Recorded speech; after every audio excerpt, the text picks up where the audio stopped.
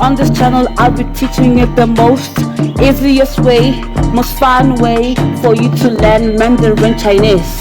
Yeah, now, let's start learning. Buckle up. Hello everyone, welcome to lesson 18 of Mandarin Chinese. Today, we continue learning about metals. A steel is called gang. Gang. Gang. A zinc is called xin. Xin. Xin. An aluminium is called lü. Lü.